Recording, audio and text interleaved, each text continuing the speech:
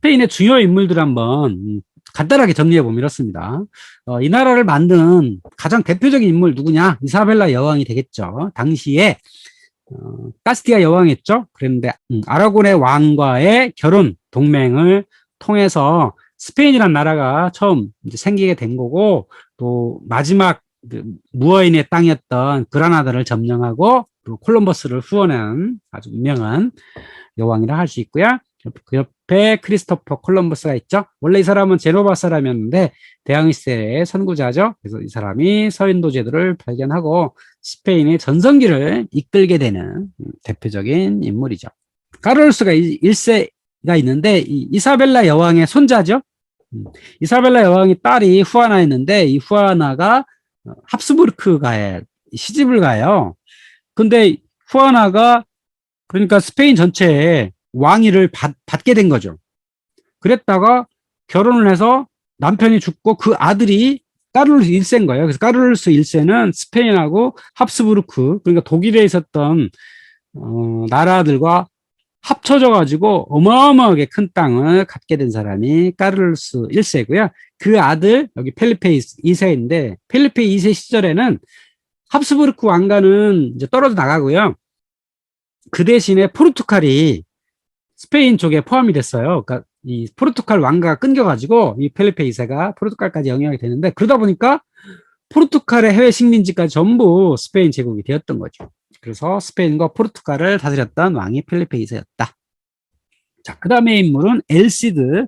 이 사람은 전설의 무사였는데 11세기 사람이죠. 원래 카탈루냐의 이제 장군이었는데 이 사람은 싸움을 되게 잘해요. 그래서 여러 인물한테 고용이 돼요. 심지어 무어인한테도 고용이 돼가지고 싸우기도 하고 되게 변절자이기도 한데 어쨌든 스페인의 전설적인 영웅이라고 할 수 있죠. 세르반테스, 돈키호테 작가를 빼놓을 수가 없겠죠. 세르반테스. 뭐 20세기의 가장 중요한 인물이 누구냐라고 한다면 뭐 가우디를 빼놓을 수 없겠죠.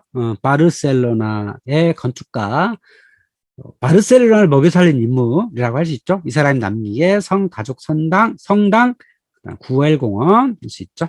거의 뭐 바르셀로나는 가우디를 만나러 가는 셈이니까 바르셀로나는 도시한테 엄청나게 많은 돈을 벌어주는 사람이라고 할 수 있겠죠. 스페인 중요한 인물 파블로 피카소라는 사람이 있죠. 이 사람은 스페인 출신인데 나중에 파리에 가서 활동을 했고요. 뭐 수없이 많은 예술 작품들을 남겼죠. 뭐 대표작은 아비뇽의 처녀들, 그리고 게르니카 같은 것들이 있습니다. 자, 포르투갈 잠깐 짚고 넘어가죠. 자, 포르투갈은 현재 공화국이에요. 처음에 868년에 포르투갈 백국이 성립되었다가, 그러니까 이베리아 반도 여러 소국들이 있었어요. 그 중에 하나가 포르투갈 백국이었던 거예요. 그러다가 레온 왕국이 잠깐 이제 일부 지역이었죠. 그래서 있다가 1139년 독립했다가 이 레온 카스티아에 흡수됐다가 분리됐다 이렇게 하다가 1640년에 이베리아 연합 레온 카스티아로부터 완전하게 독립해가지고 그때 교황한테 인증을 받고 공식적으로 분리가 된 거죠. 그러다가 1910년에 혁명이 일어나서 공화국이 성립되었습니다. 여기 수도는 리스본이고 면적은 92,000 제곱킬로미터네요. 그러니까 대한민국과 비슷하죠? 근데 인구는 1,000만 명, 인구는 5분의 1이다. 흑인이 꽤 많이 산다, 이 땅에는. 자, 왜 그러냐면 아프리카 서부 지역을 식민지를 했기 때문에 거기 출신들이 많이 건너와서 그렇다라고 하는 겁니다. 이 땅은 또 대부분 카톨릭 신자들이 대부분 있고요. 자, 포르투갈의 주요 인물 한 4명 정도 거론해 봤어요. 제일 유명한 사람은 아폰수 1세다. 초대 포르투갈의 군주였다. 자, 두 번째 인물은 엔히크죠. 엔리크 왕자, 뭐 이렇게도 하는데요. 대항해 시대를 연 중요한 인물이죠. 그래서 많은 그 항해사들을 후원을 해가지고 이 사람에 의해서 포르투갈의 어떤 식민지가 열릴 수 있는 아주 중요한 인물이죠. 자, 에니크 왕자의 어떤 후원을 받아서 활동한 사람이 바스코 다 가마죠. 이 사람은 아프리카 남단의 희망봉을 흔히 발견해가지고 인도까지 다녀왔다고 그러죠. 그래서 포르투갈이 그런 대항해 시대에 어떤 역할을 할 수 있게 했던 아주 중요한 인물 중에 한 명이 바스코 다 가마라 라고 할 수 있고요. 주왕 2세가 있습니다. 완전왕이라고 불린 포르투갈의 최전성기를 이룩한 인물이다. 자, 스페인을 여행 간다. 그러면 뭐 여러 가지 방법이 있겠지만, 기차가 잘 되어 있습니다. 그리고 렌트를 빌려서 하셔도 되겠죠. 스페인에는 아베라고 부르는 초고속 열차가 있어요. 시속 310km 달리는.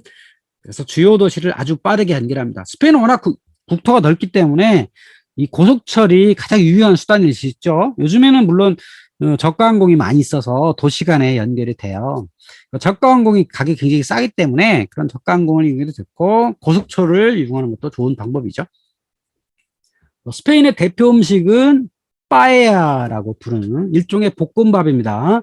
이게 아마 그 아프리카에서 넘어왔다 이런 그 썰이 있고요. 발렌시아 지중해 연안 안에 있는 발렌시아가 원조라고 알려져 있고요. 물론 스페인의 모든 지역 가면 빠에야가 있는데 지역에 따라서 들어가는 재료가 조금 달라질 수 있겠죠. 여기 밥은 공통적인데 여기 위에다가 여기 홍합 같은 걸 넣으려면 주로 저쪽 대서양 지역에 가면 홍합을 많이 넣는다 그래요.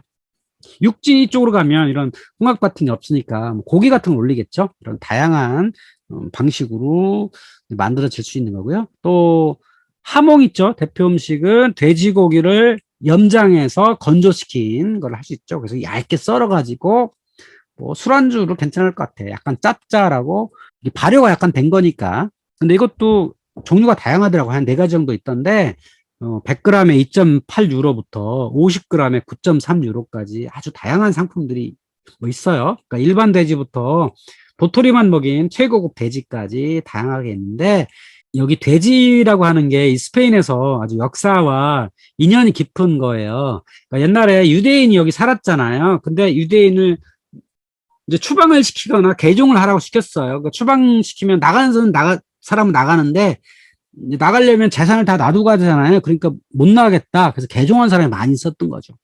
그러니까 무슬림하고 유대인이 개종을 하면 결국 돼지고기가 문제가 되는 거예요. 몰래 개종한 사람들을 검사하기 위해서 돼지고기를 먹이게 한 거죠. 이제 그렇게 해서 아마 탄생하지 않았을까. 그래서 하몽도 그렇고 새끼 돼지고기 요리가 있거든요. 애저라고 하는 그것도 몰래 개종한 사람은 그걸 먹을 수가 없을 거 아니에요. 그걸 안 먹으면 결국은 너 가짜로 개종했구나라고 해야지 그 사람을 일종의 이제 종교재판소에 보낼 수가 있겠죠. 뭐 그래서 이 음식이 탄생하게 된 슬픈 사연이 남겨져 있다고 하는 겁니다. 또 스페인의 대표 음식 또 타파스라고 하는 거죠.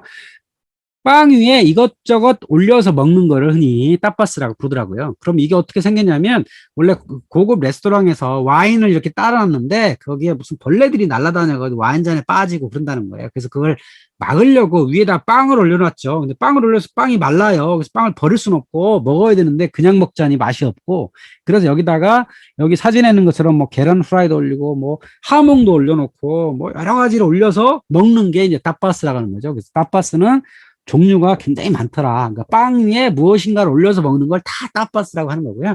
그라나다에 가면 이 타파스 바에 들리면 맥주를 시키면 타파스를 무료로 준답니다. 우리 저기 남해안 여수 같은 데 가면 맥주를 시키면 안주를 그냥 무상으로 주거든요. 그랑 비슷해요. 아주 독특한 타파스라고 할 수 있습니다. 자, 스페인은 복권 천국입니다. 아마 지구상에서 복권을 가장 좋아하는 사람들이 미국인 또는 스페인인일 것 같아요.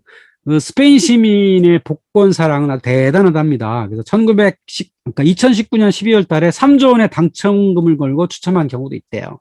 어떤 시에서는 예산으로 복권을 구입해가지고, 이게 상당히 문제가 되고 했다고 하는 겁니다. 그러니까 워낙 이 사람들이 복권을 좋아해서 그렇대요. 또 스페인에서는 축구를 빼놓을 수가 없죠. 그래서 FC 바르셀로나하고 레알 마드리드가 거의 전쟁처럼 축구 경기를 하는데 그 이유가 이 중앙에 있는 마드리드, 이 중앙에 있는 권력이 지방 권력을 핍박하는 경우가 많이 있었단 말이에요. 그러다 보니까 지금 그냥 싸울 수는 없고 축구 경기를 싸우는 거죠. 그러니까 여기 그 바르셀로나와 레알 마드리드가 싸웠을 때 특히 좀 과격하게 응원을 한다. 그게 정치적 대결을 여기다가 반영을 해가지고 그렇다라고 한답니다. 안달루시아 가면 플라멩코를 안 볼 수가 없겠죠. 근데 플라멩코는 스페인의 고유 취미이기도 한데 외부에서 들어온 것이다 라고 볼 수 있겠죠. 썰이 2가지가 있더라고요. 집시인들이 와서 이런 춤을 남겼다라고 하는 썰이 있고 북아프리카의 베르베르인들이 와서 이런 춤을 남겼다라고 하는 썰이 있는데, 뭐 어떤 건지 모르겠지만, 어쨌든, 한번, 스페인에 가서 플라멩코를 한번 즐겨보면 좋을 것 같습니다.